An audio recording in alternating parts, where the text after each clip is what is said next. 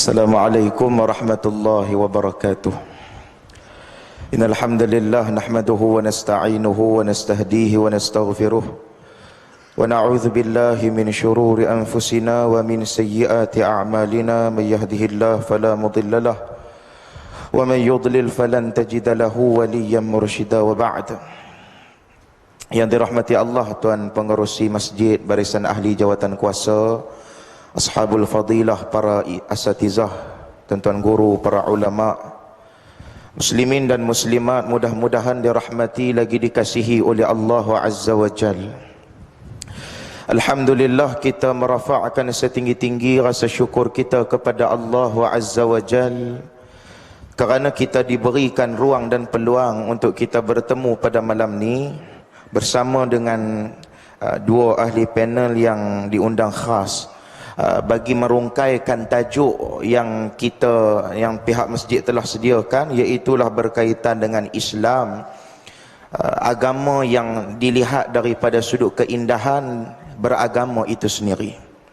Sebab itu muslimin dan muslimat yang dirahmati Allah Ta'ala sekalian, di sebelah kiri saya panel yang pertama Al-Fadil Dr.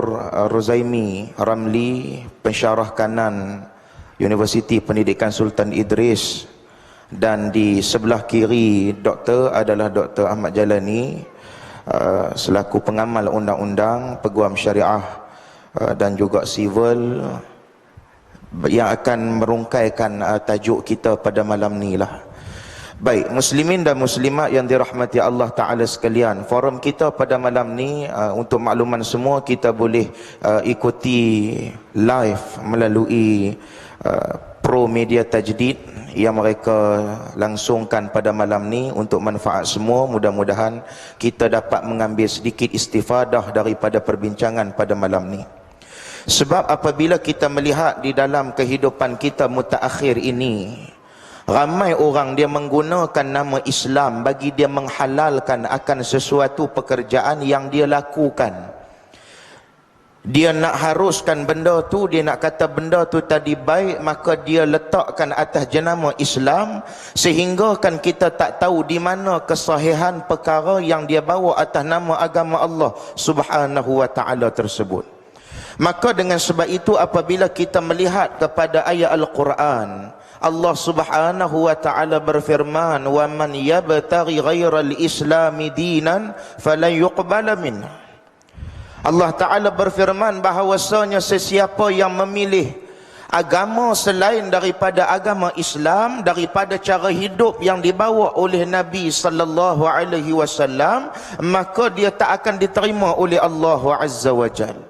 Maka pada malam ni, sebagai soalan yang pertama yang saya nak ajukan kepada Al-Fadil Dr. Rozaimi Ramli, yang kita nak lihat pada malam ni, dan kita nak minta agar doktor rungkaikan persoalan yang terbuku di hati kita berkaitan dengan persoalan apakah yang dimaknakan dengan keindahan beragama dengan agama Allah Azza wa Jal, iaitulah agama Islam. Sejauh mana keindahan itu akan kita dapat nilai daripada sudut kehidupan kita pada hari ini dengan apa yang berada di sekeliling kita.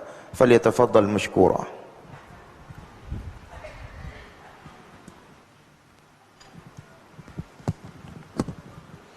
Assalamualaikum warahmatullahi wabarakatuh. Alhamdulillah, wassalatu wassalamu ala rasulillah wa ala alihi wa sahbihi wa man wala.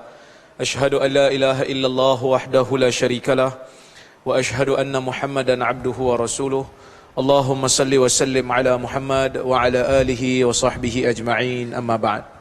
Terima kasih kepada sahabat saya Ustaz Tirmizi selaku moderator pada malam ini, yang dimuliakan sahabat saya juga Dr. Ahmad Jailani, hadirin dan hadirat, mukminin dan mukminat yang dirahmati Allah Subhanahu wa Ta'ala.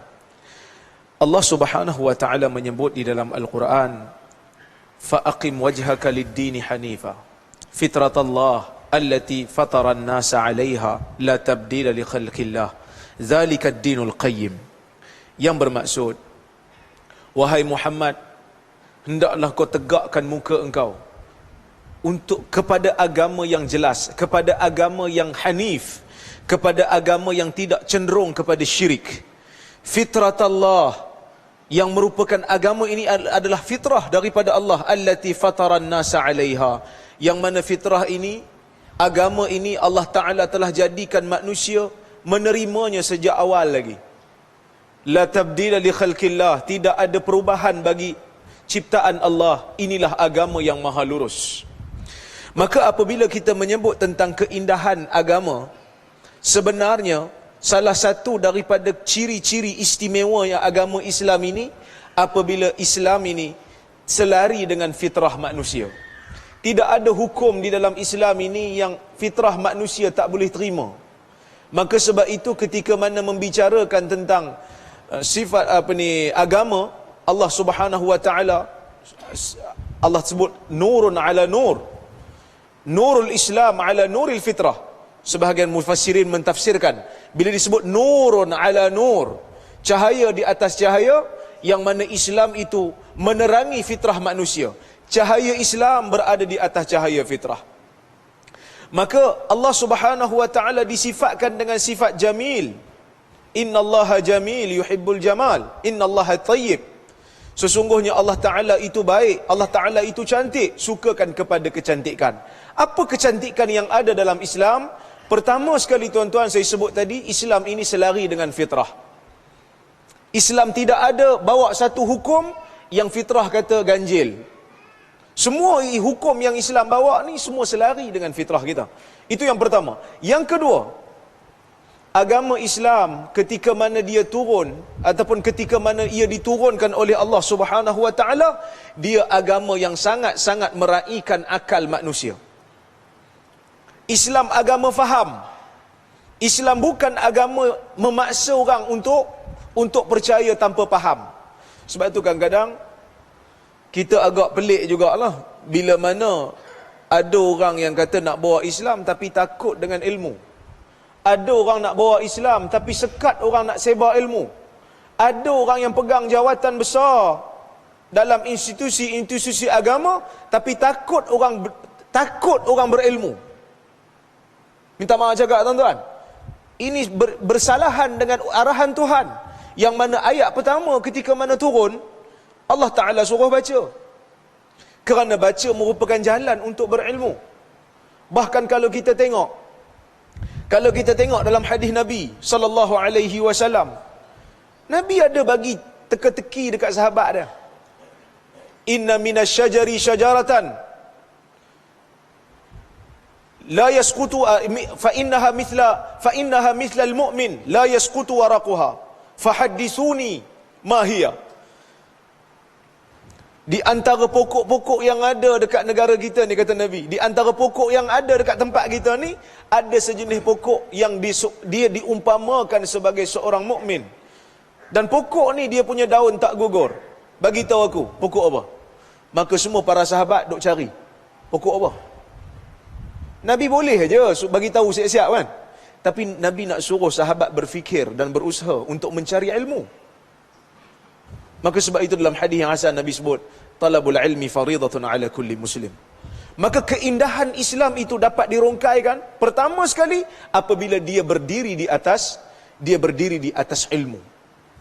Dia berdiri di atas hujah. Maka siapa yang nak kepada Islam mesti kembali kepada ilmu. Tak boleh hanya taklid buta. Allah Ta'ala cerca orang-orang Quraisy ketika mana dia menjadikan amalan nenek moyang sebagai hujah tanpa dia berfikir. Itu yang pertamalah. Yang keduanya, apabila kita tengok Islam tuan-tuan, Islam ini dia tidak membezakan di antara orang Islam antara satu sama lain. Apa saja keturunan dia, siapa saja dia, daripada mana dia datang, Islam layan sama. Sama ada dia daripada keturunan yang baik ke, ataupun dia daripada keturunan yang kurang baik, tapi dia ada ruang untuk menjadi mukmin yang baik. Maka sebab itu hadis yang kata anak zina tak masuk syurga tu hadis palsu. Kerana tak ada pasal dia. Mak ayah dia yang buat silap. Mak ayah dia pun ada ruang taubat. Kenapa dia pula tak ada? La fadla li'arabiyyin wala ajami illa bittaqwa. Tidak ada kelebihan bagi orang Arab dan orang bukan Arab melainkan dengan taqwa. Islam menilai apa yang ada di dalam jiwa, yang terbuku di dalam jiwa, sifat taqwa yang ada. Innallaha la yanzur ila suwarikum wala ila ajsamikum walakin yanzuru ila qulubikum wa a'malikum atau kama qala. Sesungguhnya kata Nabi, Allah tidak melihat kepada rupa paras kamu. Allah Subhanahu wa taala tidak melihat kepada jasad kamu. Tetapi Allah Taala melihat kepada jiwa kamu, dan Allah Taala melihat kepada amalan kamu. Bahkan di dalam urusan dunia, Islam tidak membezakan di antara orang Islam dan orang kafir. Bahkan ada riwayat daripada Umar mengatakan, "Idza qabilul jazyah fa'alimhum anna lahum ma lil muslimin wa anna 'alaihim ma 'alal muslimin." Ini jelas disebut dalam politik Islam, apabila orang kafir yang duduk dalam negara Islam, dia akan diberikan hak, dia akan diberikan perlindungan. Bahkan disebut apabila orang-orang kafir itu menerima jizyah, apabila orang kafir itu setuju nak bayar cukai kepada kerajaan Islam, fa'alimhum, bagi tahu mereka, annalahum malil muslimin, mereka akan dapat keuntungan, mereka akan dapat perlindungan seperti mana orang Islam dapat. Wa anna 'alaihim ma 'alal muslimin, dan mereka juga akan dapat balasan seperti mana yang orang Islam dapat. Ini keindahan. Bahkan Nabi sebut dalam sebuah hadis yang sahih, Nabi kata, man qatala mu'ahidan lam yarah raihatal jannah. Sesiapa yang bunuh orang kafir yang ada perjanjian damai dengan orang Islam, dia tak dapat cium bau syurga. Walaupun orang tu tak beriman dengan Islam, duduk bawah kerajaan Islam, tak ada kuasa pun dalam kerajaan Islam, tapi Nabi tetap berikan perlindungan. Kerana dalam urusan dunia kita layan sama, memberikan hak kepada yang berhak. Dan tuan-tuan, Islam ni, keindahan dia yang seterusnya apabila dia meletakkan akhlak di tempat yang sangat tinggi. Saya teringat satu kisah. Ada seorang Yahudi nama dia Abdullah bin Salam. Sebelum daripada dia masuk Islam, dia ni Yahudi. Masa Nabi datang dekat Madinah, dia duduk atas pokok tamar. Dia panjat pokok tamar, duduk kutip tamar lah, sebab dia orang Madinah kan. Maka bila hari Nabi datang tu, bisinglah sikit Madinah. Dia dengar suara bising. Bila dia dengar suara bising, dia melompat terus daripada pokok tu, dia melompat ke bawah. Mak dia tengok, mak dia terkejut. Apa yang melompat ni? Kan? Dia pun tanya, apa bising-bising ni? Kata, Nabi dah datang, Muhammad dah datang, yang mengaku Nabi. Maka dia pun kata, falamma qadima an-nabiy sallallahu alaihi wasallam al-Madinah, faji'tu fin nas li anzura ilaihi. Ketika mana Nabi sampai ke Madinah, aku pergi dekat manusia yang berkumpul ramai-ramai itu. Aku nak tengok Nabi Muhammad ni, aku nak tengok muka dia macam mana. Kemudian dia kata, falamma tabayyantu wajhahu, ketika mana aku mengenal tengok muka dia, fa'araftu anna wajhahu laysa biwajhin kadzdzab. Bila aku tengok muka Nabi, aku tahu muka Nabi ni bukan muka pembohong. Bukan muka pembohong. Wa kana ahabbu ma takallama bihi, ataupun dalam riwayat yang sebut wa kana awwala ma takallama bihi, dan benda pertama yang aku dengar daripada Nabi yang aku paling suka, ketika mana Nabi sampai dekat Madinah, Nabi kata apa? Nabi sebut dekat orang Madinah, Nabi kata, afshus salam, berikan salam, sebarkan salam. Maksud sebarkan salam ni, sebarkan perdamaian. Berikan perdamaian, berikan salam sejahtera pada orang. Kita bila mengajar Islam ni bukan ajak orang bergaduh, ajak orang faham, ajak orang kembali kepada sunnah. Bukan kita nak kata orang tu sesat, orang ni sesat. Kita nak balikkan masyarakat kepada amalan Nabi. Afshu salam, kata Nabi. Sebarkan salam. Berikan assalamualaikum, tahiyatu ahlil jannah. Greeting orang-orang syurga. Penghormatan orang syurga. Mula-mula Nabi sampai Madinah, Nabi tak kata pada orang Yahudi, ampun ni sesat, masuk neraka. Tak. Nabi tak tanya, nak masuk neraka ke? Nabi tak tanya. Nabi tak tanya. Nabi suruh sebarkan salam dulu. Damai dulu. Tapi kita kadang-kadang budaya bagi salam ni sangat asing. Kan? Sangat asing. Kita bagi salam, Assalamualaikum. Dia pun tengok kita. Kenal ke? Kan? Tak semestinya kenal, kan? Nabi kata, di antara Islam yang baik itu apa? At'imut ta'am wa taqra'us salam ala man arafta wa man lam ta'rif. Bagi makan dan bacakan salam pada orang yang kau kenal dan orang yang kau tak kenal. Kita masuk tempat yang kita tengok ada orang, kita bagi salam, kan? Assalamualaikum. Ini saya terkejut pula, kan?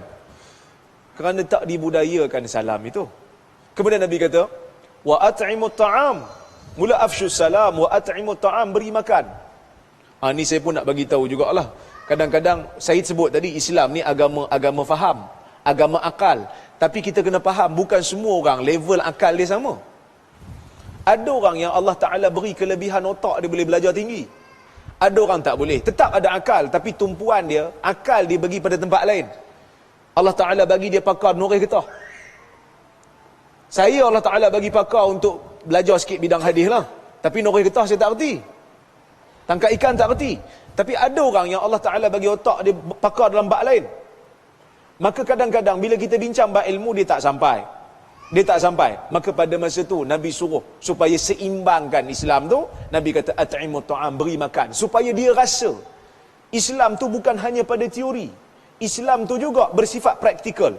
Islam bukan hanya menyeru kepada orang berilmu, tetapi Islam juga memberi makan kepada orang yang lapar.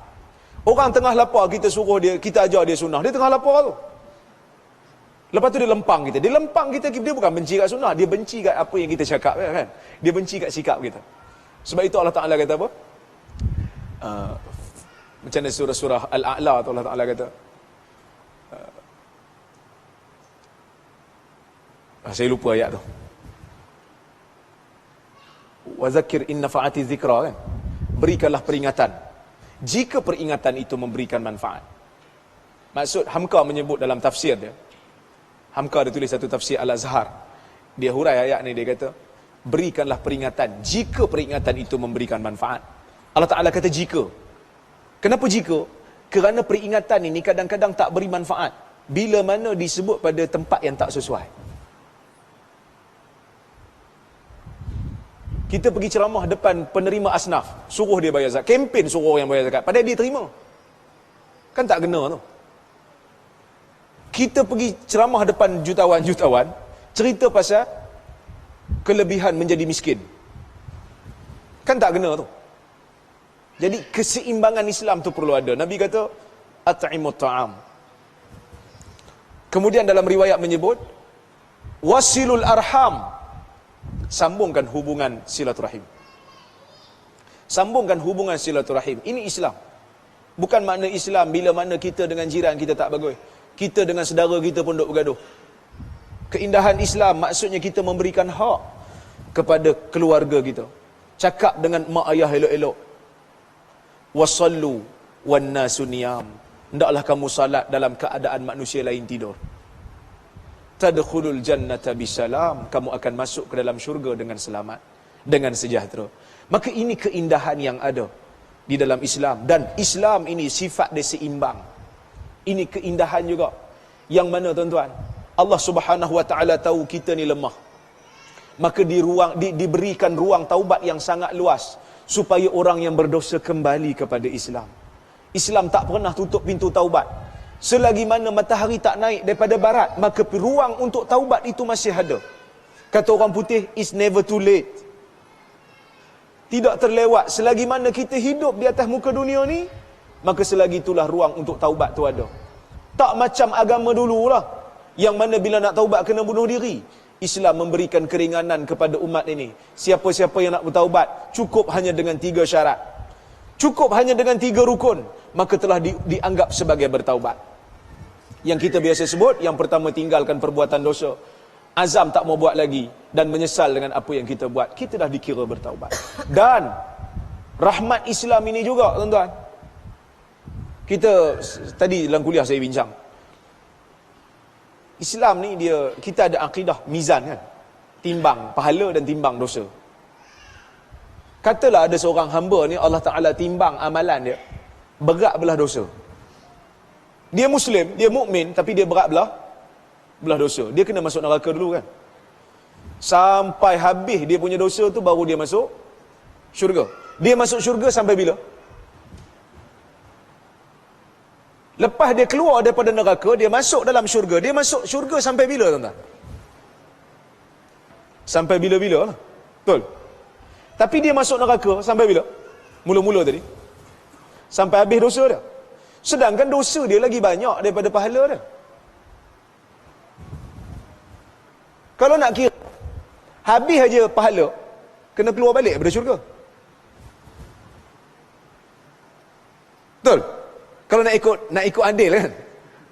Tapi dia masuk neraka dengan dosa dia, sampai habis dosa dia, dia akan keluar masuk syurga, dan dia akan masuk syurga selama-lamanya, walaupun pahala dia sikit. Yang ni yang Nabi sebut dalam hadis tu. Nabi kata, la yunji ahadakum amaluhu wala anta ya Rasulullah wala ana illa ayyataghammani Allahu birahmatin minhu. Tidak ada seorang pun yang akan terlepas daripada ancaman, daripada azab. Tidak ada seorang pun yang amalan dia boleh melepaskan diri daripada azab. Sahabat tanya, walaupun kau ya Rasulullah, wala ana, walaupun aku, kecuali Allah Ta'ala, kecuali jika Allah Ta'ala sirami diri aku dengan rahmat. Maksud dengan rahmat tu apa?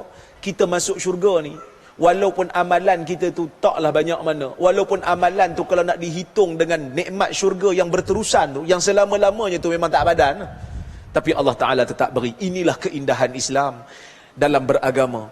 Islam memberikan harapan, Islam memberikan penghormatan kepada orang yang nak buat baik. Jadi cukup dulu sekadar tu untuk round yang pertama.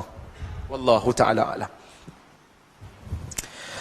Tuan-tuan yang dirahmati Allah Ta'ala sekalian, saya sebelum tu, saya jumpa Dr. Rozaimi ni mula-mula di Amman, di Jordan. Kenyih macam ni lah, saya tak tahu masa bila yang doktor marah. Bila marah? Mungkin kena jadi penyelia untuk master hadis kot, baru doktor nak marah kot. Sebab doktor dia tak pernah nak marah dalam kuliah. Sebab tu antara salah satu metod untuk kita nak bergelar sebagai seorang pendakwah, kita nak bawa nama ataupun produk Ahlus Sunnah wal Jamaah, antara perkara yang paling besar, kita meniru cara baginda Nabi sallallahu alaihi wasallam. Antara perkara yang paling penting sekali yang saya boleh kaitkan dengan apa yang dihuraikan oleh Al-Fadhil Doktor sebentar tadi, berkaitan dengan bagaimana kita nak berinteraksi dengan umum. Sebab rata-rata yang hadir kuliah bukan sama pada setiap malam. Ada yang daripada kumpulan elit, ada yang profesional, ada yang orang biasa dan seumpamanya. Kadang-kadang kita menggunakan lidah kita untuk kita jadikan meja kita berkuliah tu tadi seakan-akan meja untuk menghukum orang. Orang itu kafir, orang ini sesat, orang itu bodoh, orang ini bahalul. Adakah kalau Nabi SAW hiduplah? Tuan-tuan cuba fikir sekejap. Kita masuk, Nabi masuk dalam masjid ni, Nabi kata inilah pejuang Ahlus Sunnah wal Jamaah yang sebenar.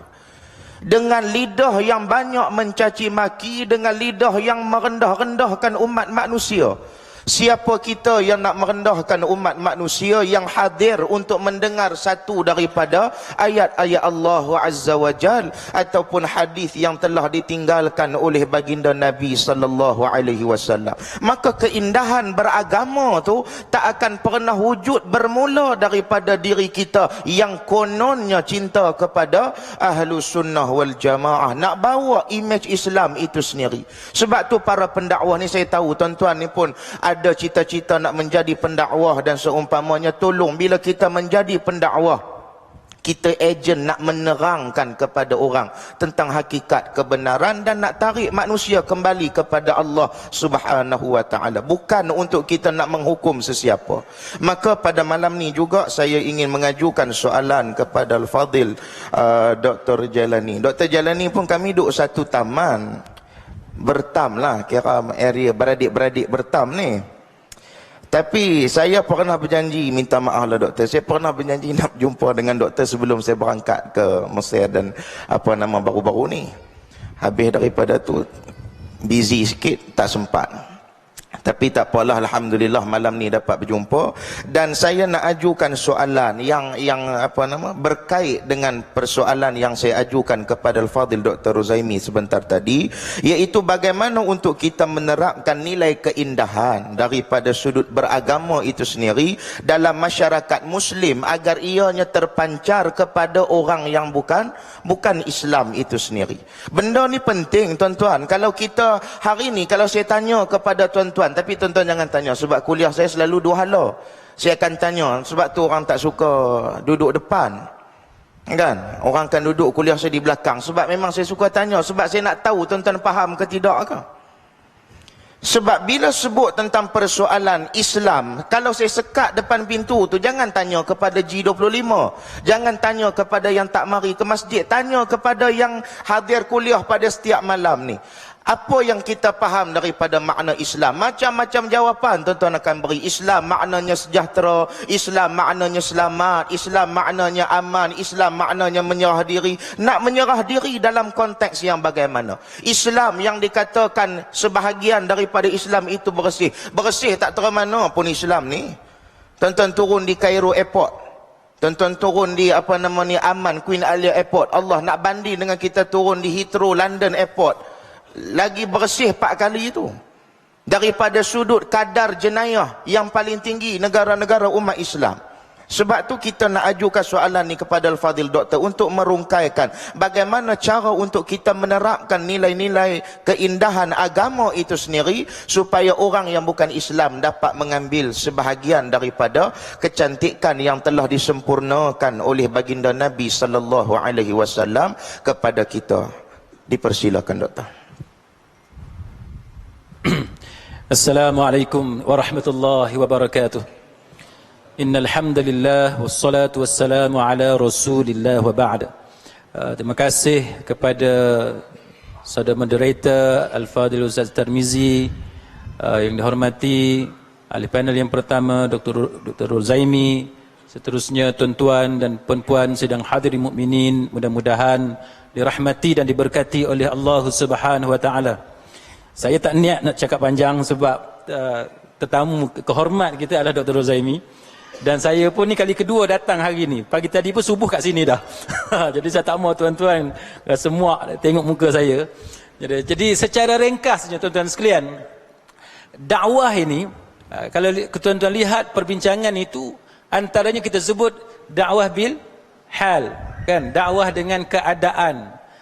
Kita sebut dakwah bil lisan, kan? Dengan lisan, dengan kata-kata, dengan mulut kita, ucapan kita.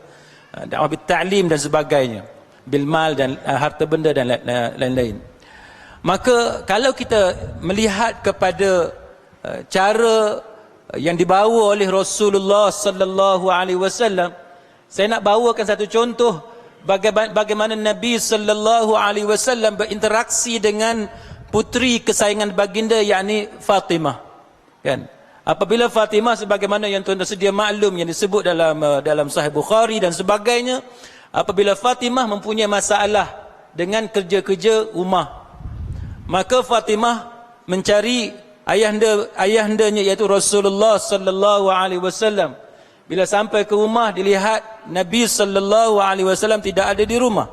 Yang adanya adalah Aisyah radhiyallahu anha. Ringkas ceritanya, Fatimah mengadu tentang keadaan kesusahan yang dialami. Kan, maksudnya kalau boleh naklah kepada adanya pembantu yang boleh membantu kerja-kerja rumah yang Fatimah rasa terbeban dengan apa yang dia hadapi. Kerana Fatimah mengetahui bahawa Rasulullah sallallahu alaihi wasallam mempunyai dapat satu orang hamba. Jadi bila Fatimah bagi tahu kepada Aisyah keadaannya dan Rasulullah sallallahu alaihi wasallam kembali ke rumah, Aisyah cerita balik kepada Nabi tentang apa yang diadukan oleh Fatimah kepada beliau. Jadi tuan-tuan sekalian, lalu Rasulullah sallallahu alaihi wasallam pergi mencari Fatimah. Dan bila sampai di rumah, pada masa itu Ali dan Fatimah telah pun tidur dan mereka nak bangkit daripada tidur itu, Rasulullah kata tak payah dan Nabi bagi tahu kepada Fatimah. Apa dia tuan-tuan sekalian? Kalau kita lah satu orang anak, dia perlukan kepada bantuan, apa yang kita akan buat? Saya mengajar di UTP tuan-tuan sekalian. Cuba tuan-tuan tengok, antara universiti yang saya rasa student dia yang paling kaya, saya rasa UTP lah. Kan, pergi ke kolej kediaman tu penuh dengan kereta. Tak, pergi ke universiti lain hak banyaknya motor. Tak, pergi UTP kereta je penuh dekat asrama pelajar itu. Pasal apa? Sebab nanti anak-anak akan bagi tahu dekat ayah dia, ayah susah nak pergi ke mana, nak pergi ke kelas ke bandar dan sebagainya, ayah akan beli kereta. Kan? Macam tuan-tuan lah, anak bagi tahu nak motor, beli tak motor? Nanti tak beli motor, dia tak mau pergi mengaji. Nak belilah motor, beli kereta dan sebagainya. Tapi berbeza dengan cara yang ditunjukkan oleh Rasulullah sallallahu alaihi wasallam kepada Fatimah, walaupun Nabi pada masa itu dah ada hamba berkenaan. Tapi apa yang disampaikan kepada Nabi, yang disampaikan oleh Nabi sallallahu alaihi wasallam kepada Fatimah ialah Nabi mengajarkan kepada Fatimah yang kita duduk mengaji tu. Kan, apa dia? Iaitu takbir 34 kali. Kan, tahmid 33 kali. Lepas tu tasbih 33 kali. Maknanya apa dia? Fatimah menghendaki satu bantuan dalam bentuk orang yang boleh menyelesaikan masalah kerja rumah dia. Tapi Nabi dalam in response kepada apa yang diminta oleh Fatimah, Nabi tak bagi pembantu itu. Tapi Nabi bagi satu amalan untuk diamalkan oleh Fatimah dan Ali. Sidang hadirin mukminin, maka para ulama bincang, pasal apa Nabi pada masa tu dia tak bagi? Padahal dia boleh bagi. Tapi Nabi bagi bentuk amalan kepada Fatimah dan Ali. Antaranya Al-Hafiz Tuan Sekalian Badruddin Al-Aini, dia kata apa? Dia kata sebab wirid ni bila kita banding dengan pembantu rumah, dia kata dia ada perbezaan. Wirid, dia kata kaitan wirid itu dengan dalam kehidupan kita, dia adalah untuk kehidupan kita di hari akhirat nanti. Satu. Yang kedua, dia kata pembantu rumah, dia kata yang akan bantu Fatimah buat kerja semua ni, dia melibatkan soal dunia. Maka Badruddin Al-Aini, Al-Hafiz Badruddin Al-Aini, dia kata apa tuan-tuan sekalian? Maka di situ dia kata apa yang kita boleh fahami ialah yang diajarkan oleh Nabi sallallahu alaihi wasallam khususnya kepada anak baginda yang baginda sangat sayang, yakni Fatimah, ialah mengutamakan kelebihan yang ada kepada amalan bagi mendapatkan kelebihan pada hari akhirat. Satu. Yang kedua, sidang hadirin mukminin, dia kata bahawa Al-Aini kata bila kita merutinkan kehidupan kita dengan zikir kepada Allah Subhanahu wa taala, dia ada kaitan dengan kehidupan kita atas dunia. Dia berbeza dengan kehidupan masyarakat moden yang lupa kepada peranan agama dalam menjadikan kita lebih cemerlang dalam kehidupan kita. Tuan-tuan tengok dalam interview sehari dua ni, pelajar-pelajar yang cemerlang, kan? SPM, semua keluar kan, rahsia masing-masing. Masa belum keluar keputusan tak cerita pun rahsia. Patutnya 3-4 bulan sebelum exam dia cerita dulu rahsia masing-masing. Tapi biasalah bila dah lepas baru cerita. Jadi orang yang dah periksa, dah dapat result, Allah dah kata baru tahu rahsia. Tapi bukanlah tak boleh, boleh. Maknanya untuk faedah untuk yang kemudian ini. Baguslah. Cuma kalau tuan-tuan tengok, antaranya ialah bagaimana salah seorang daripada tu dia cerita disiplin dia ialah nombor 1, sebelum dia baca apa-apa dia kata baca Quran dulu. Saya tuan-tuan sekalian, sebenarnya baca Quran ni kita tak pelik sebenarnya. Kan? Kita tak pelik. Tapi kenapa saya rasa pelik ni tuan-tuan sekalian? Sebab jawapan pelajar tu sangat cantik. Apa dia kata? Dia kata sebab ilmu ni, semua ilmu ni semuanya datang daripada Allah. Dia sebut macam tu. Jadi sebelum dia baca buku yang dia nak periksa ini, dia kata maka sudah sepatutnya dia ambil keberkatan daripada induk kepada segala ilmu tadi, yakni Al-Quran. Maka dia mulakan proses dia belajar pada hari itu dengan membaca Al-Quranul Karim terlebih dahulu. Maka Al-Aini kata apa tuan-tuan sekalian? Dia kata bahawa apabila kita merutinkan, melazimi kehidupan kita dengan wirid, maka dia punya hubung kait tadi akan menyebabkan kita bekerja lebih kuat di atas dunia tadi. Maka bila Nabi SAW dia ajarkan kepada Fatimah wirid tadi, zikir tadi, maka dia akan bagi kekuatan kepada Fatimah. Dan apa yang disebut oleh Al-Aini tadi tuan-tuan sekalian sama sebagaimana pandangan Syekhul Islam Imam Ibn Taymiyah. Dia kata bahawa kaitan itu ialah peranan agama dalam menjadikan orang Islam itu cemerlang dalam dunia dia. Jadi kita pada hari ini tuan-tuan, dalam sebagaimana yang disoal oleh moderator, bagaimana kita nak pamerkan kita sebagai orang Islam supaya orang bukan Islam bila dia tengok kita ni, dia akan dapati bahawa kita ni sangat cantik kehidupan kita.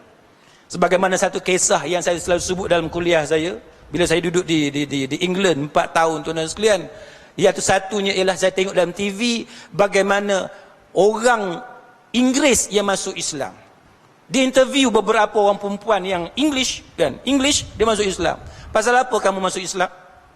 Dia kata sebab dia tengok lelaki-lelaki Asia ni, kan, ni saya cerita lagu ni pakat nak pergi England belaka pula. Kan, dia kata lelaki-lelaki Asia ni, dia kata dia ada satu perangai yang mana di kalangan lelaki Inggeris tu dia kata susah nak cari. Dia kata lelaki Inggeris ni biasa minum, kan. Kalau Sabtu, hari Ahad contohnya susah pergi kerja. Kita yang daripada Asia ni lah yang senang dapat kerja hari Sabtu, hari Ahad. Pasal apa? Kita tak mabuk. Kan, dia orang mabuk, kencing tepi dinding dan sebagainya. Kan. Tapi dia kata lelaki Asia ni, dia kata waktu malam dia suka balik ke rumah. Menyebabkan dia rasa kalau dia nak cari satu orang suami yang boleh memimpin dia dalam hidup berumah tangga, berkeluarga, dia kata yang boleh jadi family man, yang boleh jadi satu lelaki yang sayang kepada keluarga, dia kata dia rasa dia tak akan dapat daripada lelaki lain kecuali daripada lelaki Islam. Jadi kalau kita orang Islam, tuan-tuan sekalian, kita orang lelaki Islam, perempuan Islam, kita boleh tunjuk akhlak yang baik, kan? Pribadi yang baik. Maka apa yang berlaku tuan-tuan, orang putih ni dia akan tertarik kepada agama kita. Tapi yang duk berlaku ni, tuan moderator pernah duduk kat England, kan? Yang berlakunya sebaliknya. Ada kawan saya kerja dekat satu syarikat, tak mau sebut syarikat mana, nanti tuan-tuan tahu siapa dia pula. Kan? Dia kerja satu syarikat. Majikan dia kata, okey, kamu terpilih untuk pergi ke US. Dia ada satu program. Dia terpilih pergi ke US. Dia kata, no sir. Dia kata, please sir, I don't want to go back to US. Dia kata. Kan? Jadi, employer dia ni, majikan dia tanya, pasal apa? Orang lain berebut nak pergi US. Tambah pula, engkau memang bekas pelajar US. Balik semula US macam balik kampung. Dia pun bisik dekat majikan dia, dia kata kalau dia pergi US, dia takkan balik Malaysia. Majikan dia tanya pasal apa? Dia kata sebab bila dia nak habis belajar di US, nak balik Malaysia, dia kata dia guna kredit kad tu sebanyak-banyaknya. Kredit kad di US tu dia guna sebanyak-banyaknya, balik Malaysia tinggal kredit kad tak bayar. Ni perangai pelajar kita di Amerika tuan-tuan. Siapa yang ada adik-beradik, siapa di Amerika, cuba tanya, betul tak benda yang saya cerita? Bukan di Amerika saja. Rakan-rakan saya di England pun tuan-tuan sekalian buat perangai yang sama. Macam mana orang putih nak berkenan kepada agama kita kalau itu perangai kita? Ada yang nak pergi hiking. Ni kawan saya dia tengok video nanti dia marah kat saya pula. Dia bocorkan rahsia. Kan? Nak pergi hiking. Dia panggil Lake District. Siapa yang pergi ke UK dia tahu Lake District. Kan? Tu tempat yang cantik dengan tasik, dengan bukit dan sebagainya. Nak pergi naik bukit tu, kan, pakak pergilah dekat kedai tu, pergi beli tongkat. Konon-kononnya nak daki bukit kena ada tongkat. Beli tongkat, beli khemah dan sebagainya, kan? Style orang putih, tuan-tuan sekalian, dia bagi satu period yang mana kalau kita tak puas hati, kita boleh pulang balik barang tu. Perangai budak Melayu kita, dia bukan nak tunjuk contoh yang baik, dia ambil kesempatan. Dia pergi beli benda tu, bukan niat nak beli sebenarnya, niat nak pinjam. Dia buat lagu tu. Dia belilah tongkat, dia belilah lampu, dia beli khemah dan sebagainya, pergi camping 3-4 hari, balik dia bagi tahu dekat kedai, saya tak puas hati dengan barang ni. Orang putih dia sangat bagus tuan-tuan. Dia kata engkau tak puas hati, bawa balik, bagi balik dekat aku. Dia bagi balik duit. Tuan-tuan sekalian, cerita ni orang putih dah tahu dah perangai pelajar Malaysia dan pelajar-pelajar Asia yang beragama Islam. Buruk tak tuan-tuan? Buruk. Bagaimana orang putih dia nak berkenan kepada agama kita kalau itu perangai kita? Sebab tu tuan-tuan, kalau tuan-tuan ada beli handphone ke apa ke di England, di Amerika dan sebagainya, bayar. Kan kena bayar, kena bertanggungjawab. Tak boleh bayar sekaligus ke sebab hutang banyak sangat, bayar sikit-sikit supaya kita dapat pamerkan akhlak yang baik dan kemudiannya mereka akan memeluk agama Islam dengan dakwah kita dari segi akhlak, peribadi dan sebagainya. Wallahu a'lam. Baik, satu penjelasan berkaitan dengan persoalan yang dah diutarakan tadi. Sebelum tu masjid akan lancarkan derma kalau tak silap. Tabung akan bergerak insya-Allah. Baik, tuan-tuan yang dirahmati Allah Subhanahu wa taala sekalian. Bila bercakap dalam pusingan yang kedua ni, kita dah dengar bagaimana Dr. Ahmad Jalani menceritakan kepada kita bagaimana pentingnya akhlak itu mencerminkan tentang sikap kita dan juga pandangan masyarakat yang bukan Islam ke atas umat Islam itu setelah apa yang dia tunjulkan. Sebab itu dalam kehidupan kita pada hari ini, yang kita juga apabila kita nak bawa produk Islam ini, kalau kita menelusuri dakwah baginda Nabi sallallahu alaihi wasallam ketika mana balik daripada Taif. Selepas balik daripada Taif itu berlaku satu perjanjian, nama dia perjanjian Aqabah, yang mana Nabi berjumpa dengan 6 orang daripada suku Aus dan juga Khazraj. Mereka ni Nabi sallallahu alaihi wasallam pada permulaan dakwah itu Nabi menceritakan tentang bagaimana Islam itu sendiri, apa dia yang diperkatakan tentang Islam. Sebab tu bila kita nak menarik orang yang bukan Islam pada hari ni, walaupun Malaysia ni kita tengok orang Melayu ramai, orang yang dinamakan sebagai orang Islam itu ramai, masjid pun banyak, tetapi orang yang bukan Islam gagal memahami Islam sebab satu dia peranan kita tidak ada kepada orang yang bukan Islam. Bukan setakat orang bukan Islam, orang Islam sendiri pun ramai yang tak faham Islam lagi. Sebab tu kita pada hari ni, agama ni dia datang dalam satu disiplin yang dikatakan agama itu mudah. Seperti mana Allah Subhanahu wa taala berfirman, yuridullahu bikumul yusra wa la yuridu bikumul usr. Allah Ta'ala dia nak daripada kita ni benda yang mudah, dia tak nak daripada kita benda yang sukar, benda yang susah, benda yang payah. Tapi mutaakhir ini juga kita tengok orang-orang yang bawa nama Islam, mereka menonjolkan disiplin Islam yang amat-amat sukar untuk orang Islam itu sendiri nak beramal dengan Islam. Dia menampakkan seakan-akan benda yang susah itulah sebenarnya yang dibawa oleh Nabi sallallahu alaihi wasallam. Sebab tu Islam, kalau dia bertemu jalan mati itu bukan dia Islam lah. Kalau dia tak boleh belok ke kanan, dia akan belok ke kiri. Tak naik ke atas, dia akan turun ke bawah. Ini sifat fleksibelnya pada Islam. So bagaimana untuk kita nak memahami kerangka Islam dengan kerangka mudah itu tadi? Adakah kita boleh memilih Islam dalam juzuk dipermudah-mudahkan agama? Maka soalan ini akan saya ajukan kepada Al-Fadhil Dr. Ruzaimi untuk menghuraikan berkaitan dengan sejauh mana yang dikatakan agama itu mudah, dan daripada kemudahan agama itulah menampakkan keindahan Islam kepada seluruh umat Islam itu sendiri dan kepada seluruh hamba Allah Subhanahu wa taala.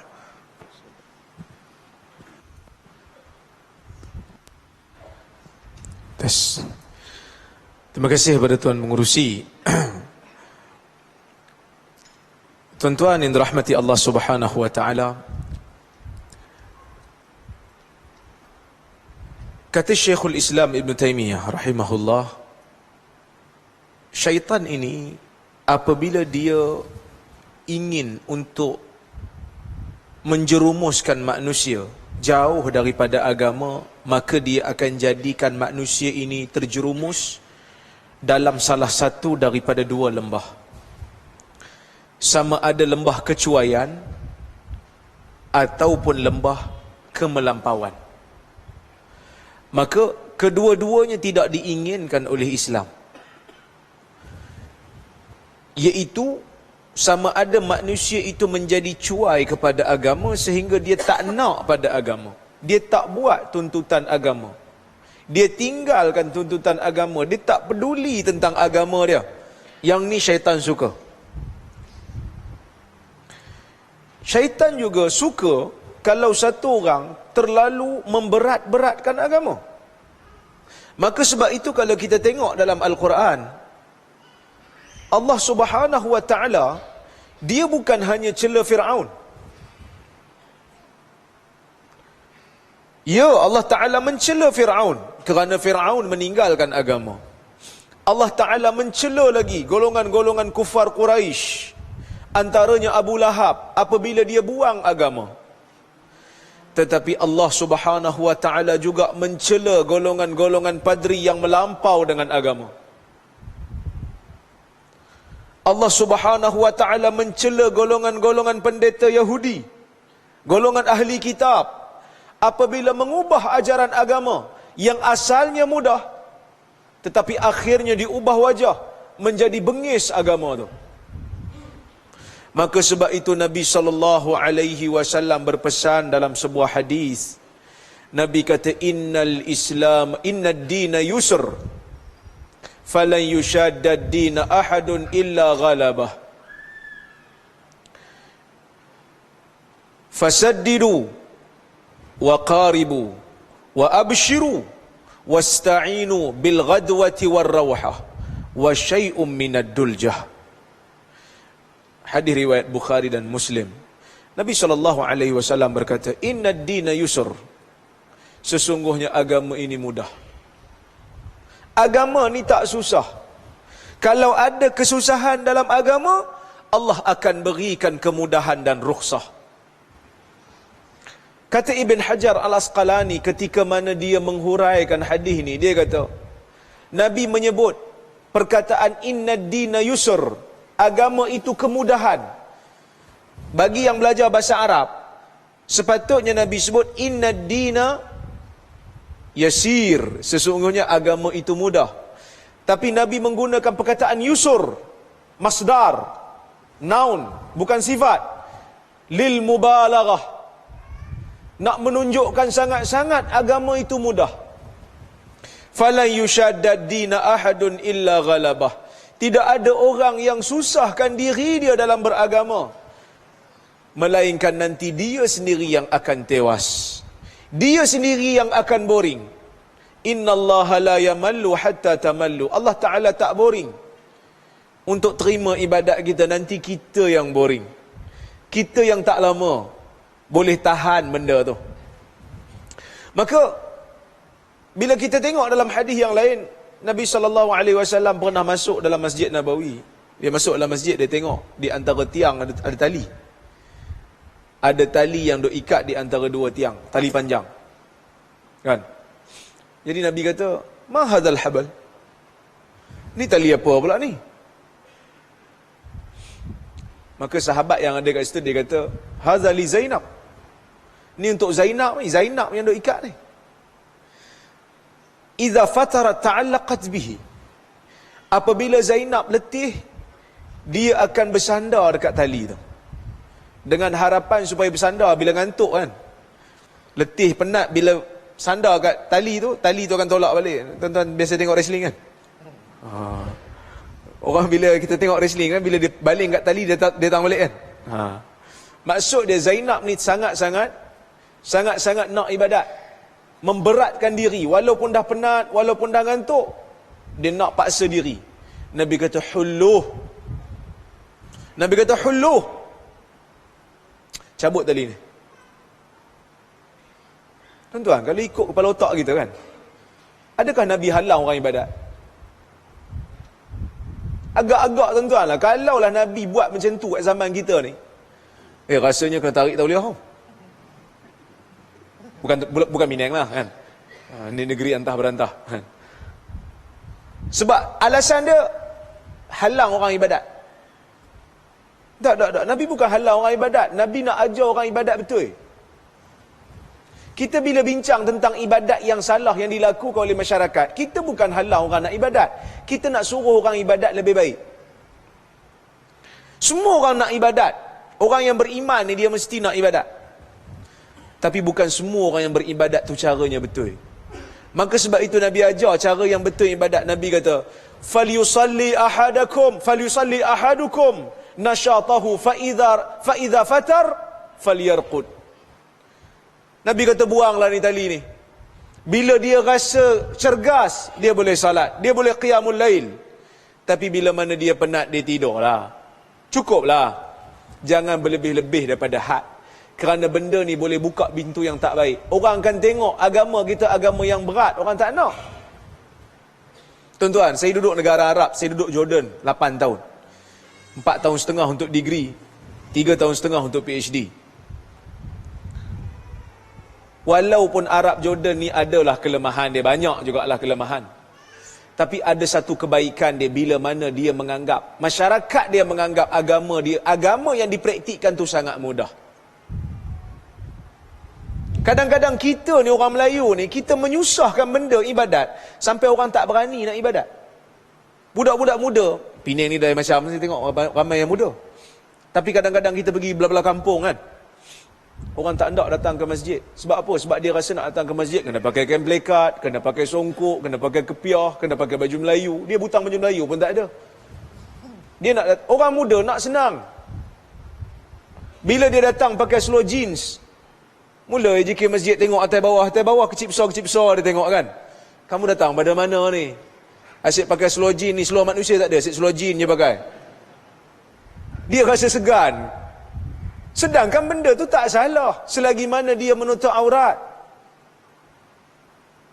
Orang Arab simple. Jalan dekat pasar, dekat bandar tu, masuk waktu Zuhur, dia masuk dalam masjid, dia solat, pakai slow jeans, pakai t-shirt. Tapi t-shirt dia t-shirt sopan lah, tak adalah pakai t-shirt Ayam Maidin ada kapak dengan darah sekali, tak ada lah kan. Yang tu jangan bawa masuk lah, makruh orang duk tengok. Tapi maksud dia, Islam itu bersifat mudah, tapi kita susahkan.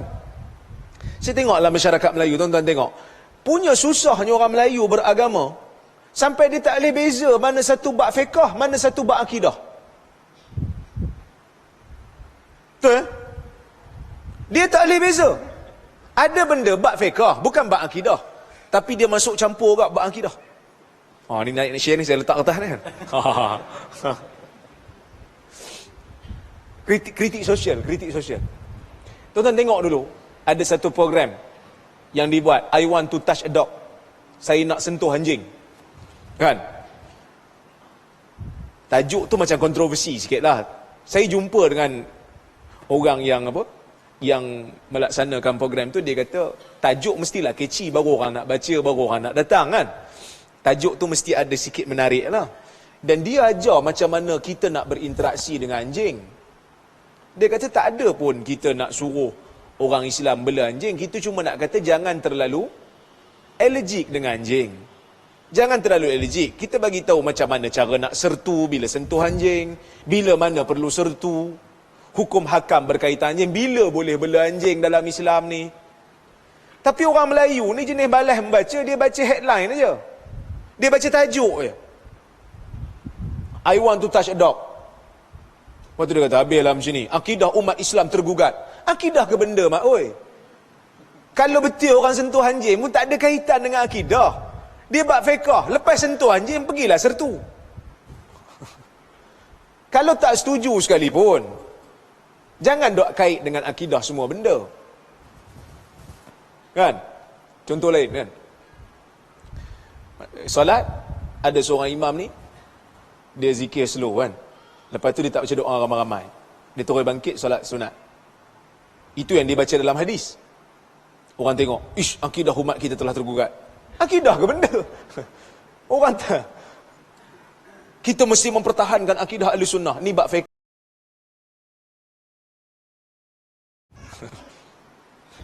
Ini bab fiqh.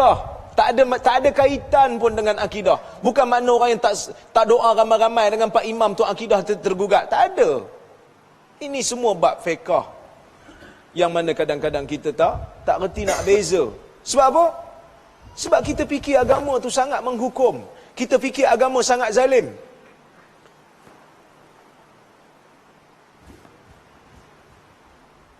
Tuan-tuan, Nabi kata apa? Fala yushaddad dina ahadun illa ghalabah. Tak ada orang yang menyusahkan bab agama ni melainkan nanti dia sendiri tak larat. Dia sendiri akan kalah. Dia sendiri akan tewas.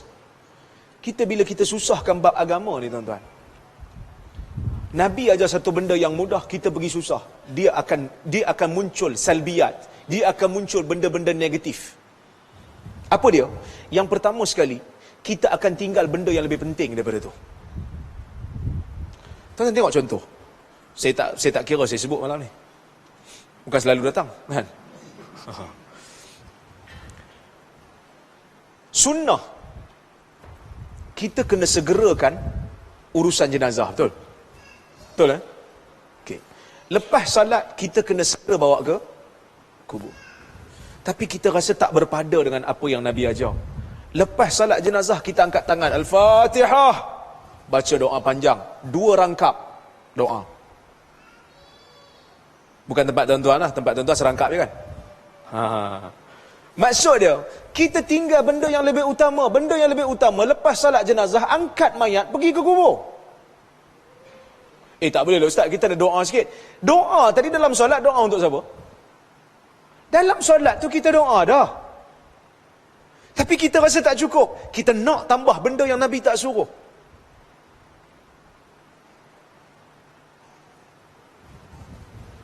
Contoh lain.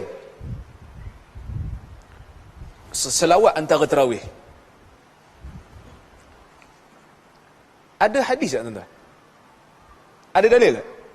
Khas? Tak ada. Maka kita sebutlah, Nabi punya version salat tak ada selawat kuat-kuat ni. Yang jemaah secara jama'i, secara berjamaah ni tak ada. Dia kata jangan halang lah Ustaz, orang nak selawat. Kita bukan nak halang, tapi kita takut bila kita buat benda ni, orang akan fikir benda ni sebahagian daripada tarawih, yang mana kalau orang tak hafal selawat tu, orang tak solat tarawih kat rumah. Meninggalkan benda yang lebih penting, iaitu tarawih, kerana dia semata-mata tak hafal. Dia kata, ini pasal apa tak solat tarawih malam ni? Saya tak ada masa nak pergi masjid, malam ni saya ada shift malam, saya jadi jaga. Kita solatlah dekat pondok jaga tu, dapat 4 rakaat ke 6 rakaat ke 8 rakaat cukup. Tak boleh, saya tak hafal sallallahu alaihi tu. Saya tak hafal selawat tu. Apatah lagi yang Al-Khalifatul Awal tu, ba'da Rasulullah SAW. Panjang tu.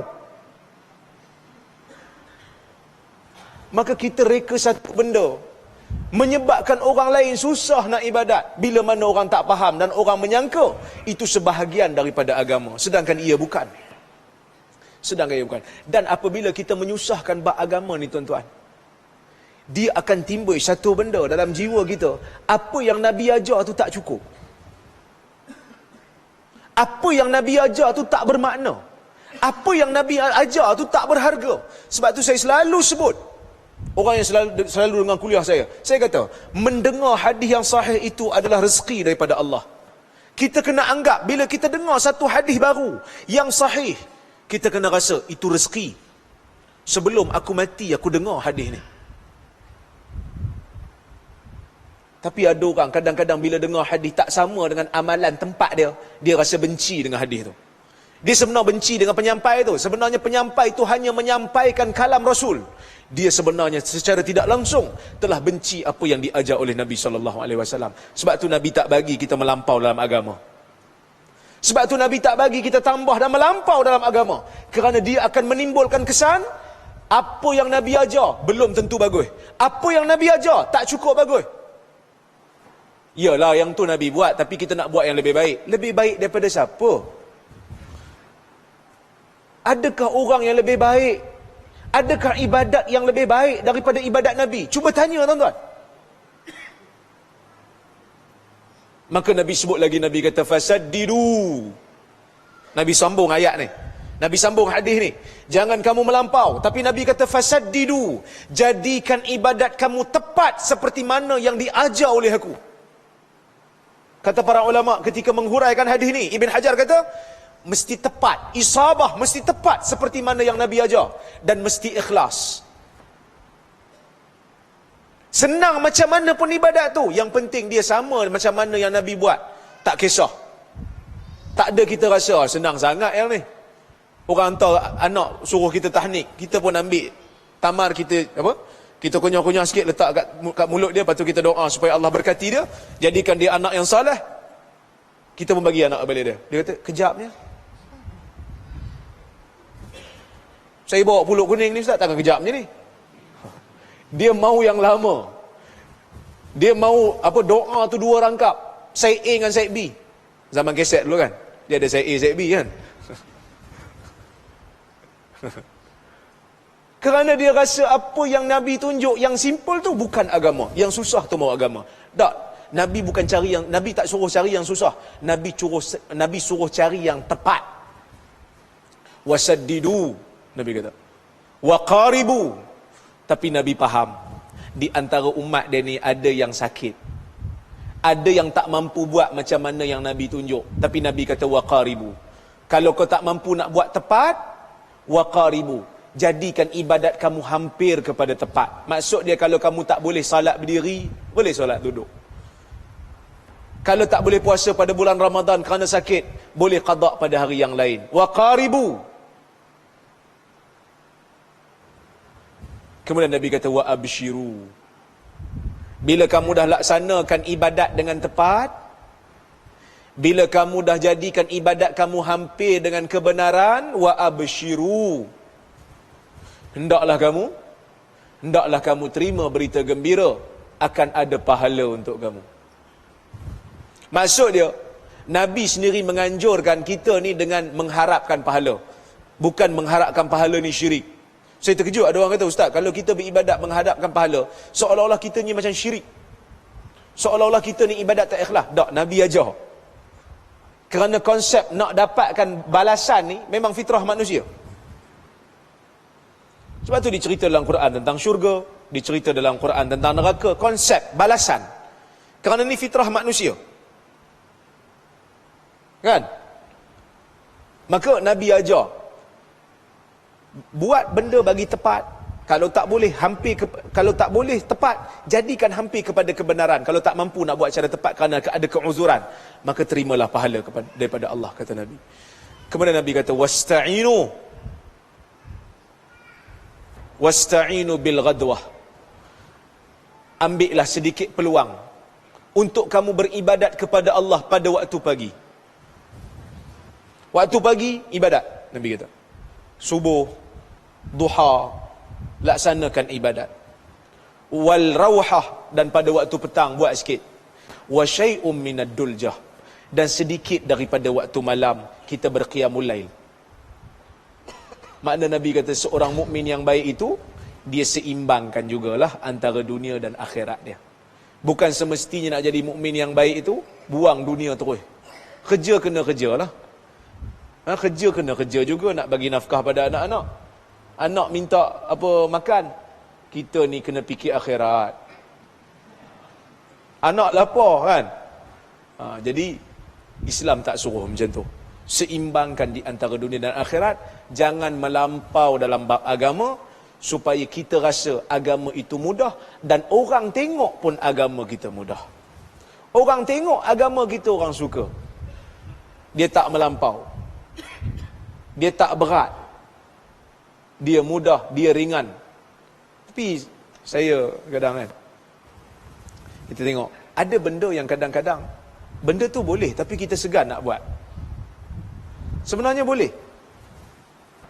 Contoh tuan-tuan, katalah kita pergi Kuala Lumpur hari Khamis, kita balik hari Sabtu. Daripada Penang kita shoot pergi Kuala Lumpur. Kita boleh tak jamak qasar? Boleh kan? Bolehlah jamak qasar. Tiba hari Jumaat, kita wajib tak salat Jumaat? Tak wajib salat Jumaat. Sebab kita musafir. Tapi kita rasa macam tak solat Jumaat nanti orang kata apa pula. Kan? Tapi orang yang memang tak solat, dia relax.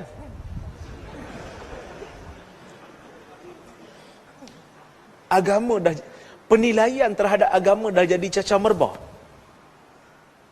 So, azan maghrib dia main sepak takraw relax kan?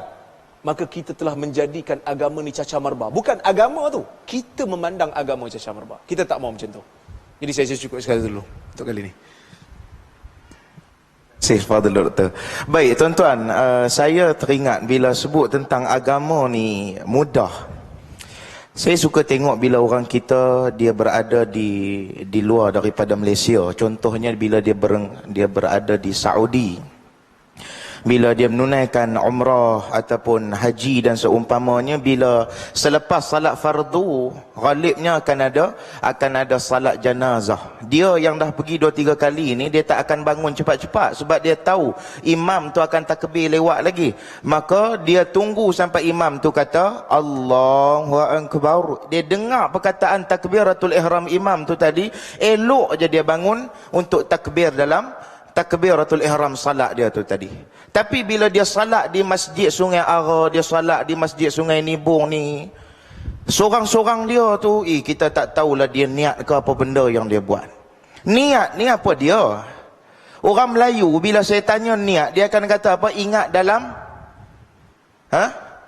ingat dalam hati. Betul ke? Mana betul ingat? Dia niat daripada kaedah lain, dia daripada nawayan winiyatan, ataupun kita sebut sebagai mutlaqul qasdi, lintasan dengan kadar sengaja. Bila sebut kata lintasan, apa yang tuan-tuan lintas itulah yang tu disebut sebagai niat. Maka benda ni kadang-kadang dia mudah tapi kita bagi nampak dia jadi susah. Maka sebab tu kadang-kadang benda ni yang daripada sudut macam salat jamak dan qasar. Saya pernah singgah di Dengkil. Waktu tu saya salat maghrib, kalau tak silap maghrib jamak dan qasar, maghrib dengan Aisyah. Tiba-tiba ada seorang pakcik tu, saya tanya dengan dia sebab dia tanya dulu dengan saya. Dia tanya, "Pak, anak lagi mana?" Saya kata saya nak balik ke Pulau Pinang. Oh, dia kata pakcik nak balik ke Kedah. Saya kata sebab apa pakcik tak salat jamak? Dia kata tak boleh, niat dia panjang sangat. Niat dia tu panjang sangat. Saya kata mana ada niat panjang? Tak, dia kata cuba nak pergi tengok tu dekat tu. Saya tanya tengok kat mana? Dinding RNR kan ada kaifiat salat jamak dan qasar. Saya pun pergilah baca niat dia, ya Allah. Rasa-rasa 2 lori ikut niat tu. Usalli fardal maghribi 3 raka'atin majmu'an ilaihi. Nanti Aisyah boleh potong pula tinggal 2. Maka kejap potong, kejap gam, kejap potong, kejap gam, tertongging hamba Allah tu macam tu ya. Maka dia kata tak perlu salat jamak dan qasar, maka dia salat tamam. Ni menyusahkan ataupun tak? Agama tu sifat dia mudah. Sampai saya kata, "Mai sini saya nak ajar pakcik, bukannya susah pun niat tu." Dia tengok-tengok saya, dia kata, "Tak apa." Dia belah gitu ya. Saya tengok apa dia cacat pada diri aku ni. Rupanya masa tu saya tak pakai kopiah. Saya pakai jeans dengan saya pakai t-shirt. Saya baru 2 series, takkan saya nak dress up macam 60. Kan? Maka saya pun, dia syarat nak mengajar di Malaysia ni, letak yang pertama jubah, yang kedua serban. Cakaplah apa benda, periwayat palsu pun orang terima. Hatta baru ni hadis terung tu, saya tanya dengan doktor, ada betul ke tidak ni hadis berkaitan dengan terung ni, fadilat makan terung. Saya lupa nak screenshot, tidak boleh tunjuk kat doktor. Bunyi hadis dia apa dia?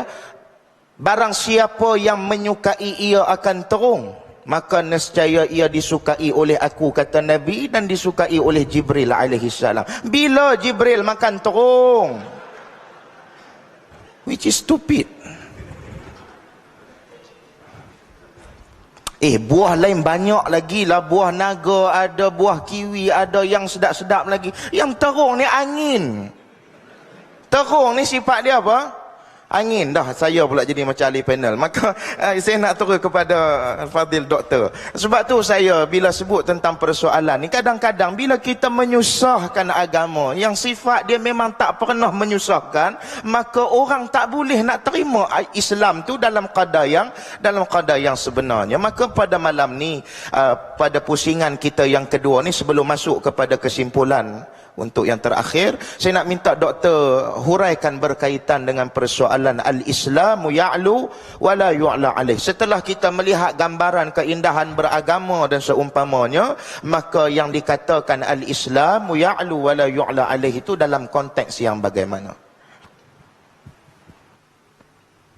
Terima kasih kepada saudara moderator, ahli panel, tuan-tuan dan puan-puan sekalian. Saya dah tengok Dr. Rozaimi dengan Ustaz Tamizi duduk rancak ni, rasa nak kongsi kat cerita saya, tuan-tuan. Saya singgah dekat RNR. Saya singgah dekat RNR. Lepas tu tengok satu Arab muda, saya rasa student kot, tapi yalah umur dalam 20 lebih, 30 lebih, sudah Arab. Dia semayang pakai seluar pendek. Tu saya nak tanya Dr. Razami, boleh ke tak boleh pakai seluar pendek? Kan? Dia pakai seluar pendek, tapi seluar pendek dia bawah lutut lah. Kan? Macam seluar Hawaii tu. Kan? Kita bila kita sampai RNR, kita kalau boleh, kita tak mau semayang seorang-seorang, betul tak? Kan? Sebagaimana biasalah, kita akan semayang berjemaah. Jadi saya tengok dia dengan seluar Hawaii tu, saya duk fikir juga, aku nak jadi makmum dia ke tidak? Kan? Mungkin lagi kalau kita jadi makmum, mungkin lagi orang viralkan gambar tu confirm Wahabi. Tapi saya tengok tak apalah, nampak dia pakai seluar pula agak labuh, kita okey lah kan. Saya pun semayang angkat takbir. Saya ni tuan-tuan, walaupun orang kata saya Wahabi, tapi saya mazhab Syafi'i sungguh, tuan-tuan. Kan? Jadi imam tu duduk kat depan, saya duduk belakang sikit. Kan? Betul tak? Tuan-tuan sini mengaji dalam mazhab Syafi'i macam mana? Macam tu kan? Kita berdua je, makmum seorang, imam seorang, kan? Imam kat depan sikit, makmum sebelah kanan, belakang sikit. Jadi bila dia tengok saya semayang, berimamkan dia boleh turun ke bawah sikit supaya sama dengan saya. Dia mazhab Imam Bukhari. Tapi seluar pendek. Cuba tuan-tuan bayang kalau orang macam ni, kita ambil gambar dia dengan saya jadi makmum, di viral kat Facebook, dia akan jadi macam Ustaz Khairul Ikhwan. Tengok handphone. Dia jadi imam, jawab telefon. Itu masalah. Jadi masyarakat kita ni, tuan-tuan sekalian, dia dah disetkan dalam kepala dia benda-benda yang macam tu, menyebabkan kalau agak pelik sikit, dia rasa terkeluar daripada apa yang sepatutnya yang dia faham. Saya kebetulannya sedang hadir mukminin, sebelum saya jawab soalan itu, saya lihat fatwa Imam An-Nawawi rahimahullahu ta'ala. Ni sebab kita bercakap dalam konteks kita nak ikut, nak follow Nabi itu 100%. Ditanya kepada Imam An-Nawawi rahimahullahu ta'ala tentang orang yang baca surah Al-An'am keseluruhan pada rakaat yang kedua. Maknanya rakaat pertama tu pendek, kan? Rakaat kedua tu lebih panjang. Tuan-tuan, Al-Imam An-Nawawi rahimahullahu ta'ala, dia kata itu bid'ah makruhah. Bid'ah makruhah. Pasal apa? Sebab dia kata bertentangan dengan apa yang dilazimi oleh Nabi sallallahu alaihi wasallam, yang dalam kebanyakan cara Nabi semayang, ayat yang dibaca pada rakaat pertama lebih panjang daripada rakaat yang kedua, kecuali beberapa keadaan tertentu sahaja. Contoh hari Jumaat baca sabbih rakaat pertama yang lebih pendek sikit daripada hal ata, kan, pada rakaat yang kedua, dan beberapa contoh yang lain. Tapi Imam Nawawi rahimahullahu taala, dia kata walaupun kita baca surah Al-An'am, dari segi logiknya takkan jadi bid'ah, tapi Imam Nawawi kata itu adalah bid'ah makruhah. Pasal apa? Kerana bertentangan dengan apa yang dilazimi oleh Nabi sallallahu alaihi wasallam.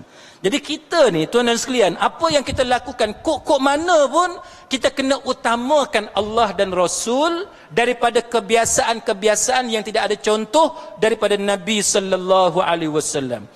Al-Islamu ya'lu wa la yu'la alaih. Tuan-tuan sekalian, sebenarnya para ulama berbeza pendapat tentang status perkataan itu. Kan, kalau tuan-tuan tengok dalam riwayat Al-Baihaqi ada, Daruqutni ada, di sisi Syekh Muhammad Nasruddin Al-Albani dia kata sahih, dia kata. Tapi di sisi sebahagiannya mengatakan bahawa itu adalah kata-kata Ibnu Abbas. Jadi ada perbezaan pendapat tentang perkataan al-Islamu ya'lu wa la yu'la ataupun wa la yu'la alaih. Sama ada wa la yu'la ataupun wa la yu'la alaih. Tapi tak apalah, kesimpulan mudahnya perkataan itu matan dia sahih.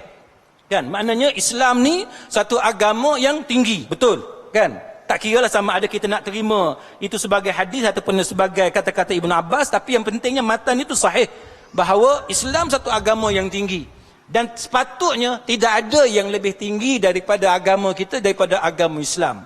Jadi sidang hadirin mukminin, bila kita kata Islam tu sebagai agama yang tinggi, maknanya Islam ni satu agama yang paling sempurna nak banding dengan agama lain. Kalau kita tengok Buddha contohnya, kan, kebanyakan student saya, tuan-tuan sekalian, bila kita tanya dia Buddha, dia kata dia ada dua agama, kan, dia ada dua agama, Buddha dengan Taoism, kan. Pasal apa? Sebab dia kata Buddhism sebenarnya bukan agama, dia adalah ethics, dia adalah etika, kan. Dia tak cerita pasal akhirat, dia tak cerita pasal Tuhan, pasal syurga dan neraka. Dia lebih mengajar pasal akhlak. Maka untuk mencukupkan kekurangan yang ada kepada Buddhism itu, kebanyakan orang Cina dia akan ambil Tao ataupun Taoism ni sebagai satu pelengkap kepada apa yang ada. Tapi tuan-tuan sekalian, walaupun kita berkata demikian, dari segi gerak kerja kita, siapa lebih baik? Orang Melayu yang beragama Islam ataupun Cina yang beragama, kita kata tak sempurna tadi, Buddha dengan Tao? Pernah dalam ahli keluarga saya, dia nak melalui satu proses surgery, pembedahan, nak pilih doktor, kan. Doktor apa yang paling cekap dalam menggunakan alat dalam pembedahan yang begitu rumit. Jadi saya pun jumpa dengan beberapa kawan kita, doktor pakar perubatan dalam bidang-bidang tertentu.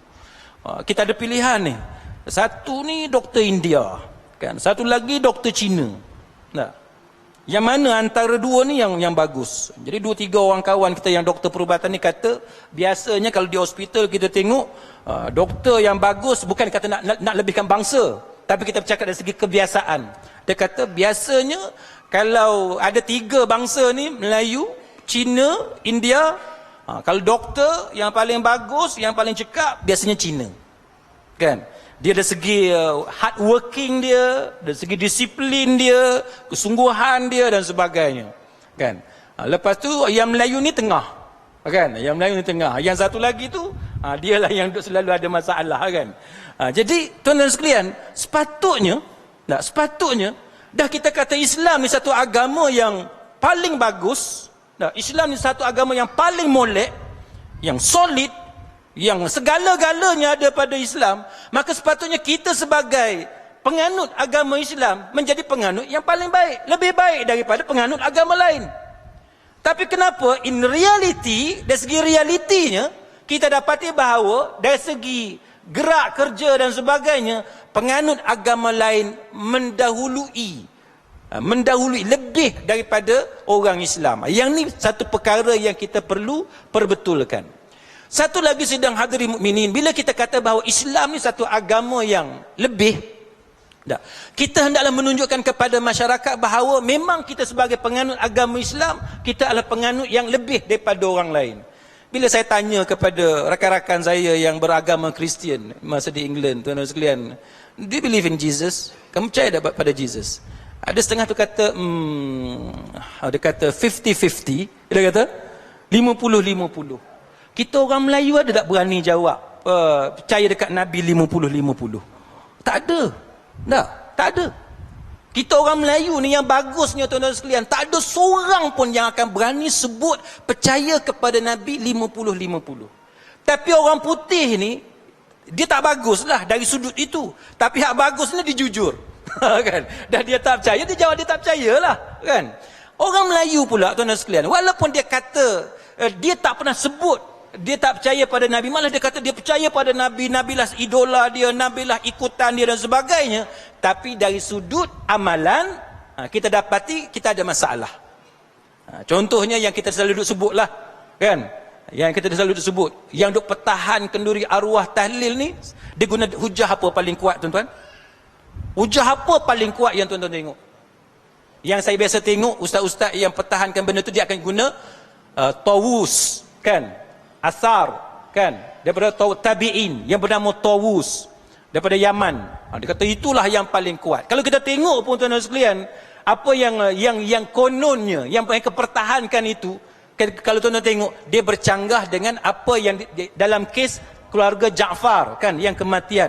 Sedangkan sidang hadirin mukminin, dari segi logik pun, kalau kita nak tunjuk kepada orang bukan Islam, hak mana lebih mudah kita tunjuk kepada masyarakat bukan Islam ataupun masyarakat umum tentang kehebatan agama Islam? Bila orang tu mati, kita yang jiran ni yang sediakan makanan, ataupun yang mati tu, yang keluarga yang mati tu yang sediakan makanan kepada orang yang datang?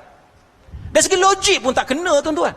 Jadi macam mana kita nak pertahankan satu benda? Nombor satunya tuan-tuan sekalian, hujah dari segi agama memang dah tak ada. Lepas tu yang kedua, dari segi logik pun tak dapat dipertahankan. Maka sebab itu sidang hadirin mukminin, kita dapati bahawa masyarakat kita hari ini, dia masalah utamanya ialah dia susah nak keluar daripada kebiasaan. Dan benda dah biasa, nak keluar tu susah. Bukan kata sebenarnya dia tak percaya pada Nabi, dah, dia percaya. Tanya kok mana pun dia percaya, kan? Kalau kita tanya dia contoh paling baik siapa dia? Nabi dan para sahabat. Tapi nak keluar daripada kepompong kebiasaan tu dia payah. Dia macam orang isap rokok, kan? Siapa yang isap rokok dia tahu. Senang tak nak tinggal rokok? Oh, susah tuan-tuan. Kan, ada keluarga saya, dia nak tinggal rokok tuan-tuan. Bila hari dia tinggal tu, orang kata orang bagi petua dah, kena makan chewing gum lah, ada gula-gula dalam mulut lah, apa semua, kan. Tapi dia kata azabnya Allah Ta'ala tahu. Azab macam mana? Apa, kunci kereta ni tak tahu letak kat mana. Bila tak isap rokok, kunci kereta pun tak tahu letak kat mana. Cuba tuan-tuan bayang bagaimana susahnya nak tinggal rokok bila dah ketagih. Sama macam saya tuan-tuan. Saya pakai spek, tuan-tuan pun tahu kan. Siapa yang biasa ikut kuliah saya pakai spek. Kita dah biasa dah, bila nak semayang, nak angkat takbir, buka spek letak atas lantai, betul tak? Mula-mula saya pakai contact lens tuan-tuan sekalian, susahnya nak semayang.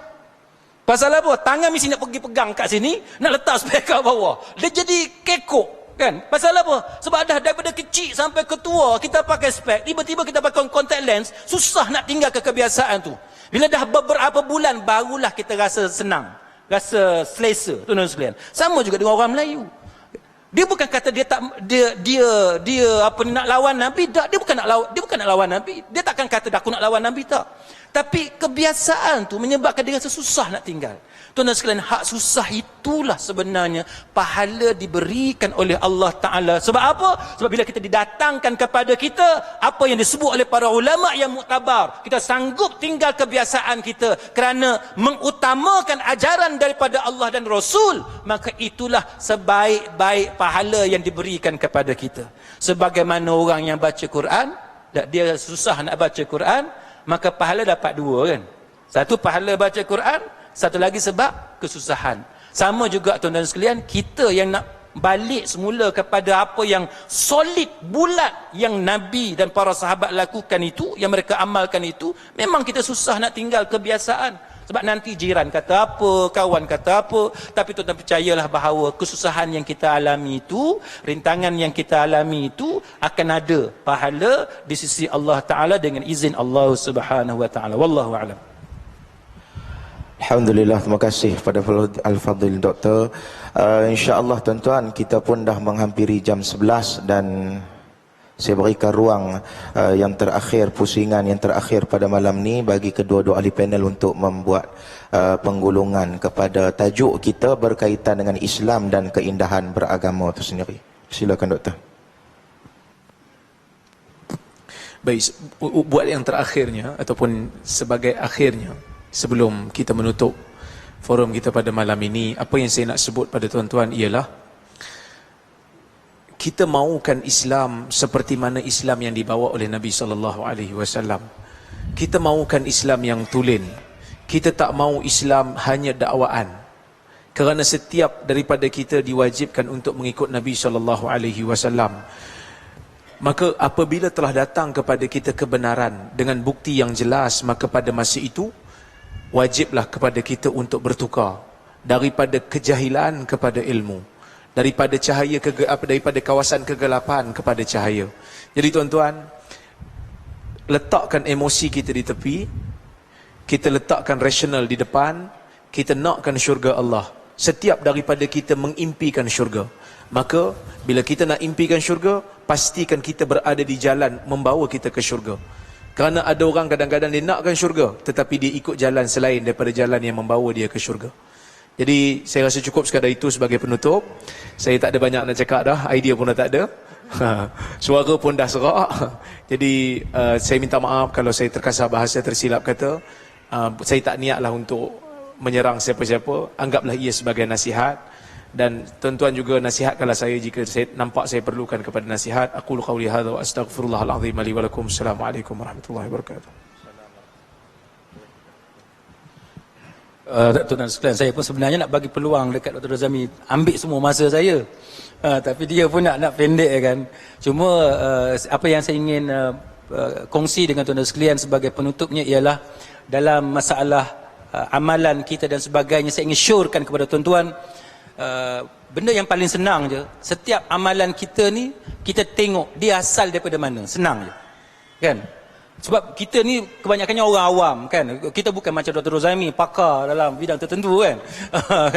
Kita ni orang awam. Saya pun orang awam, tuan-tuan pun orang awam. Jadi kita mungkin mempunyai keterbatasan untuk cek. Kita tak tahu cara nak cek macam mana. Saya nak kongsi mudah je tuan-tuan. Petuanya mudah. Kalau satu-satu benda itu kita rasa benda ni Nabi buat ke tak buat kan. Ataupun benda ni aku patut buat ke tak patut buat. Contohnya ialah macam yang kita sebut tahlil itulah kan. Tahlil itu macam mana? Maka soalan yang mudah aja tuan-tuan ialah kita nak tahu siapa dia ulama yang paling besar yang mengamalkan tahlil. Itu je. Suruh ustaz yang duk pertahan tahlil tu jawab, siapa dia ulama paling besar yang mengamalkan tahlil? Tuan-tuan agak-agaklah dia akan jawab siapa? Agak-agak. Dia berhabis dia boleh jawabnya ialah Wali Songo je. Itu je habis-habis dia boleh jawab. Dia nak pergi tinggi lagi sampai ke tahap Imam Nawawi memang tak ada. Dia nak pergi kepada Ar-Ramli pun tak ada, Ar-Rafi'i pun tak ada, Al-Muzani lagilah, Imam Syafi'i lagilah. Jadi sebab itu tuan-tuan sekalian, mudah aja kita nak tahu satu-satu benda tu siapa yang amalkan. Jadi tuan-tuan sekalian, kalau benda tu kontroversi, tuan-tuan nak amal tak benda yang kontroversi? Nak ada amal kontroversi. Tahlil ni agak-agak berapa lama? Dengan la ilaha illallah 100 kali apa semua agak-agak berapa lama? Ni semua tak pernah tahlil apa? Tak tahu. Katalah 15 minit ataupun setengah jam, kan? Alangkah baiknya kalau waktu macam tu kita guna untuk amalan yang benar-benar yang disepakati oleh para ulama. Itu sebagai contoh, tuan-tuan sekalian. Baik. Sebagaimana kalau orang bergaduh satu makanan yang ingredient tadi boleh makan ke tak boleh makan. Ada orang kata ni boleh bawa kanser. Ada kata yang ni tak apa, selamat. Saya nak tanya, tuan-tuan nak makan ke tak mau? Kanser ni, kanser. Nak makan tak? Kalau dah tidak terpaksa nak makan, buat apa, betul tak? Banyak lagi makanan boleh buat. Sama dengan amalan. Amalan yang kontroversi ni tuan-tuan dikaitkan dengan bid'ah. Bid'ah ni bukan benda kecil. Tak ada amalan lain ke kita nak buat? Kalau memang tak ada amalan lain, tak apa lagi kita buat yang tu. Tapi amalan hak datang daripada Nabi tu, daripada Sahih Bukhari, Muslim apa semua yang sahih-sahih ni, yang tu pun tak terlarat kita nak buat. Kenapa kita nak habiskan masa duk bergaduh mempertahankan benda-benda yang begitu kontroversi dalam masyarakat kita. Jadi mudah-mudahan kita dapat sedikit sebanyak manfaat. Wallahu a'lam. Alhamdulillah, kita telah pun tamat kedua-dua pusingan, tiga-tiga pusingan dalam majlis forum kita pada malam ni. Mudah-mudahan ianya menjadikan satu pencerahan kepada kita dalam rangka untuk kita menjelaskan kepada diri kita, isteri dan keluarga kita dan seluruh umat Islam tentang bagaimana untuk kita memahami Islam dalam keadaan yang dikehendaki oleh Allah Azza wa Jal. Sebab itu, sebagai yang terakhir dia pada malam ni, kita kena ingat, kita selaku umat baginda Nabi sallallahu alaihi wasallam, masing-masing daripada kita membawa identiti Islam. Maka perkara yang perlu kita jaga bukan sekadar memiliki jubah, memiliki serban, kayu sugi dan seumpamanya. Kita juga perlu mempunyai akhlak yang baik, iaitu dengan kita menuturkan kata-kata yang baik dengan menggunakan lisan yang diberi pinjam oleh Allah Subhanahu wa taala. Antaranya kata Allah, wa ibadur rahmanil ladzina yamshuna 'alal ardi hauna wa idza khatabahumul jahiluna qalu salama. Bila kamu berjalan atas dunia ni, jangan sombong. Kamu berjalan atas dunia ni, jangan membawa segala kebesaran. Yang mana kebesaran itu kesemuanya pinjaman milik daripada Allah Azza wa Jal. Dan bila kita berada di atas muka bumi Allah ini, bila kita berjumpa dengan orang yang dikategorikan sebagai juhala, orang-orang yang jahil, maka kita jangan mencaci maki mereka. Maka berlalulah dengan mereka itu dengan perkataan salam. Maka dengan inilah yang dibawa oleh baginda Nabi sallallahu alaihi wasallam, Islam sampai kepada kita pada hari ini. Maka yang paling utama, jaga akhlak, jaga diri kita dan pertahankan Al-Quran dan hadis baginda Nabi sallallahu alaihi wasallam. Mudah-mudahan kita mendapat petunjuk daripada Allah Azza wa Jal. Terima kasih kepada pihak pengurusan masjid yang sudi menjemput saya selaku moderator dan dua daripada ahli panel kita yang hebat pada malam ni. Mudah-mudahan memberikan manfaat kepada kita semua insya-Allah. Dan saya minta ampun dan maaf andai kata ada terkasar bahasa, terlanjur bicara.